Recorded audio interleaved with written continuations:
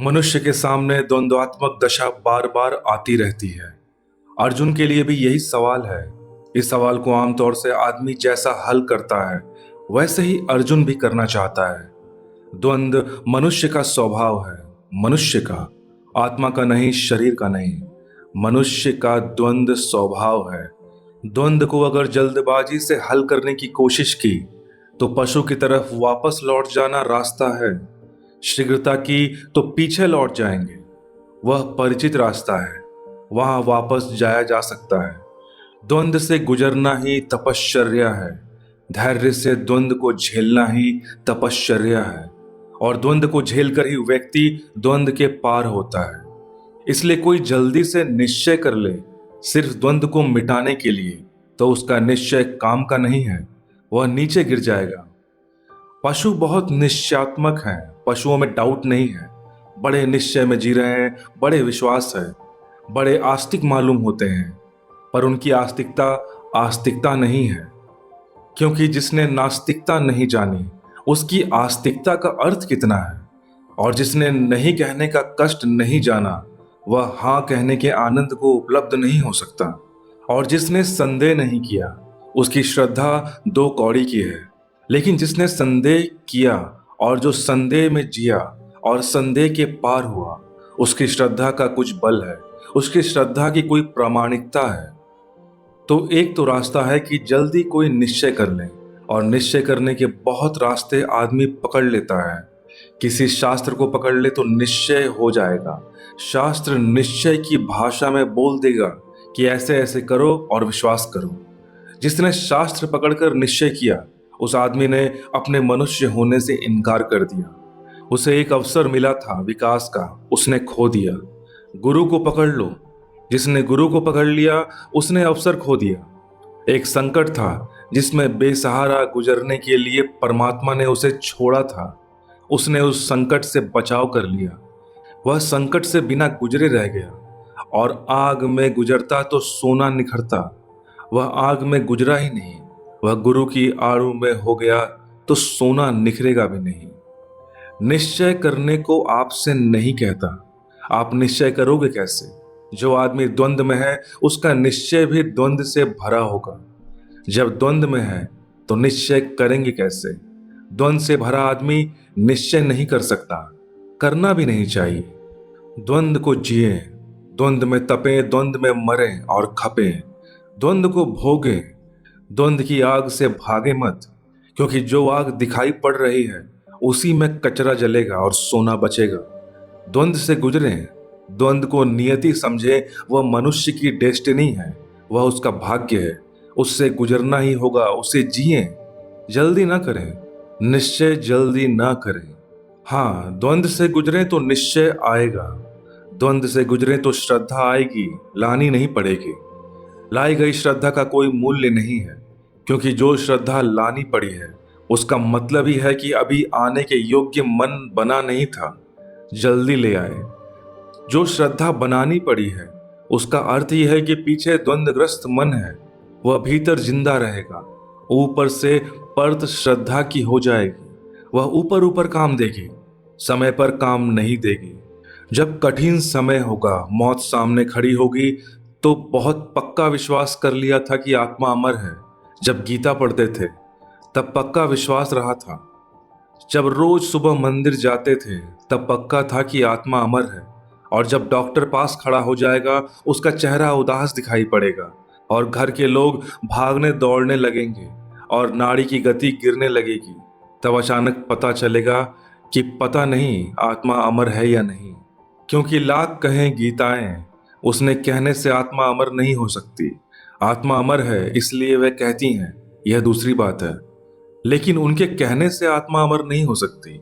और आप किसी को मान लें, इससे कुछ होने वाला नहीं है। द्वंद्व से गुजरें, पीड़ा को झेलें, वह अवसर है, उससे बचने की कोशिश मत करें।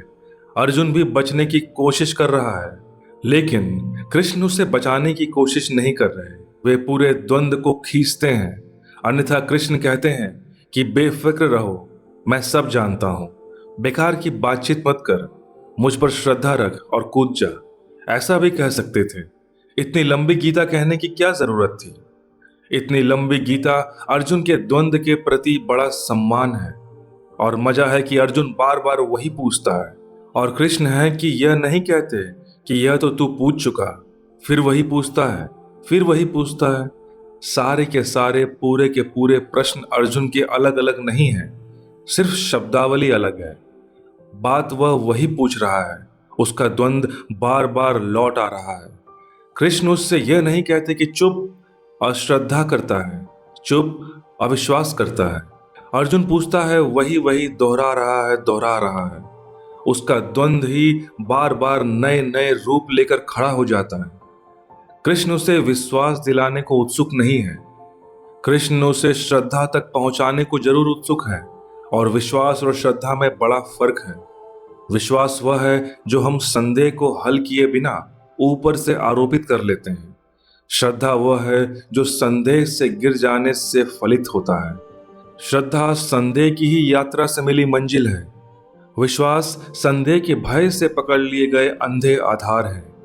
तो मैं कहूंगा, जिए द्वंद को, तीव्रता से जिए, इंटेंसिटी से जिए। धीरे धीरे जिएंगे तो बहुत समय लगेगा।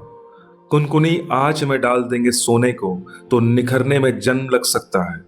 तीव्रता से जिए। द्वंद मनुष्य का अनिवार्य परीक्षण है, जिससे वह परमात्मा तक पहुंचने की योग्यता का निर्णय दे पाता है। जिए, भोगे मत, एस्केप न करें, कॉन्सोलेशन मत खोजें, सांत्वना मत बनाएं। जाने कि यही है नियति, द्वंद है। लड़ें, तीव्रता से उतरे इस द्वंद में। क्या होगा इसका परिणाम? इसके दो परिणाम होंगे।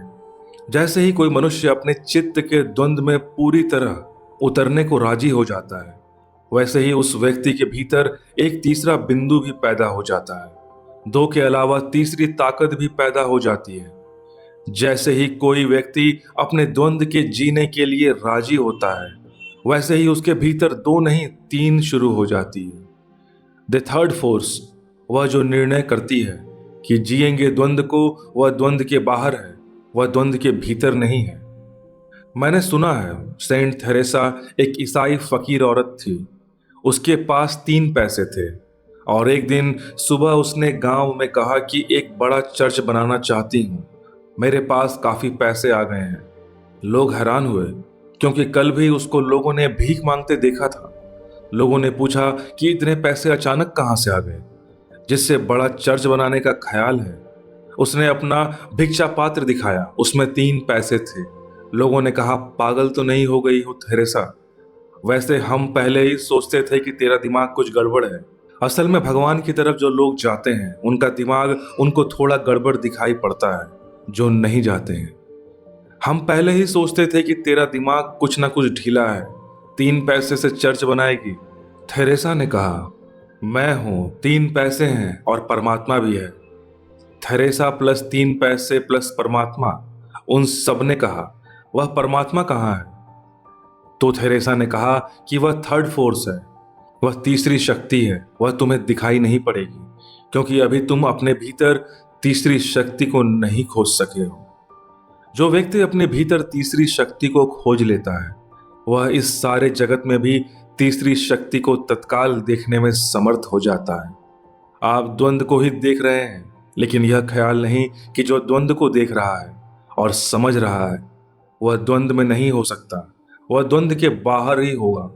अगर 2 लड़ रहे हैं आपके भीतर, तो निश्चय ही आप उन दोनों के बाहर हैं, अन्यथा देखेंगे कैसे? अगर उन दोनों में से एक से जुड़े होते, तब तो एक से आपका तादात्म्य हो गया होता और दूसरे से आप अलग हो गए होते। लेकिन आप कहते हैं द्वंद हो रहा है, मेरे बाएं और दाएं हाथ आपस में लड़ रहे हैं। मेरे बाएं और दाएं हाथ लड़ पाते हैं क्योंकि इन बाएं और दाएं हाथ के पीछे मैं एक तीसरी ताकत हूं। अगर मैं बायां हाथ हूं, तो दाएं हाथ से मेरा क्या आंतरिक द्वंद है, वह पराया हो गया। अगर मैं दायां हाथ नहीं बायां हाथ हूं, तो दायां हाथ पराया हो गया। आंतरिक द्वंद इसलिए है कि एक तीसरा भी है जो देख रहा है, जो कह रहा है मन में बड़ा द्वंद है। मन कभी यह कहता है, मन कभी वह कहता है, लेकिन जो मन के द्वंद के संबंध में कह रहा है, यह कौन है? द्वंद में उतरें और इस तीसरे को पहचानते जाएं। जैसे जैसे द्वंद में उतरेंगे, यह तीसरा साक्षी यह विटनेस दिखाई पड़ना शुरू हो जाएगा। और जिस दिन यह तीसरा दिखाई पड़ा, उसी दिन से द्वंद्व विदा होने शुरू हो जाएगा। तीसरा नहीं दिखाई पड़ता, इसलिए द्वंद्व है। तीसरा दिखाई पड़ता है तो जोड़ शुरू हो जाता है। पर द्वंद्व से भागे मत। द्वंद्व की प्रक्रिया अनिवार्य है। उससे ही गुजरकर वह जो द्वंद्व के पार है, ट्रांसेंडेंटल है, उसे पाया जा सकता है। पूरी गीता उस तीसरे बिंदु पर ही खींचने की कोशिश है अर्जुन को। पूरे समय अर्जुन को खींचने की चेष्टा कृष्ण की यही है कि वह तीसरे को पहचान ले। वह तीसरे को पहचान ले। तीसरे की पहचान के लिए सारा श्रम है। वह तीसरा सबके भीतर है और सबके बाहर भी है। लेकिन जब तक भीतर न दिखाई पड़े, तब तक बाहर दिखाई नहीं पड़ सकता। भीतर दिखाई पड़े तो बाहर वही वही दिखाई पड़ने लगेगी। धन्यवाद।